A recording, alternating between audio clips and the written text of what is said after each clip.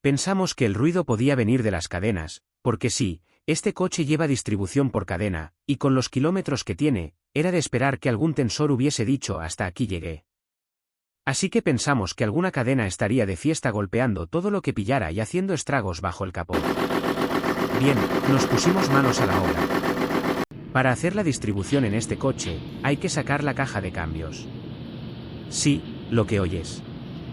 No basta con desmontar 4 tornillos y cambiar una correa.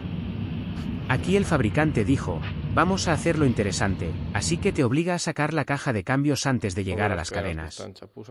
Un diseño sin fisuras. En nuestro caso, nos pareció bastante incómodo trabajar así, porque claro, a quien no le gusta trabajar en un espacio donde apenas caben las manos y te dejas los nudillos en cada movimiento. Así que decidimos bajar el motor. Total, ya puestos a liarla, mejor hacerlo a lo grande. Para ello, había que soltar 4 tornillos bien gordos, de esos que te miran con cara de ni lo intentes, y una buena cantidad de conectores. No eran pocos, pero tampoco un enredo imposible. Lo justo para hacerte perder un rato asegurándote de no dejarte ninguno atrás. Las cadenas, para los kilómetros que tenía, estaban bastante bien, así que el problema no venía por ahí. Pero cuando intentamos mover el cigüeñal para calar la distribución, notamos algo raro, un juego bastante extraño. Y ahí fue cuando dijimos, los casquillos han petado, seguro.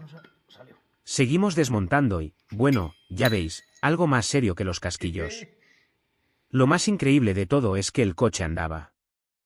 Sí, ahí iba el tío, dándolo todo, sonando como si dentro del motor estuvieran batiendo piedras en una lavadora, pero avanzaba. Y cuando por fin llegamos al cigüeñal, partido a la mitad. En serio, no sabemos si darle un premio por aguantar tanto o hacerle un funeral vikingo.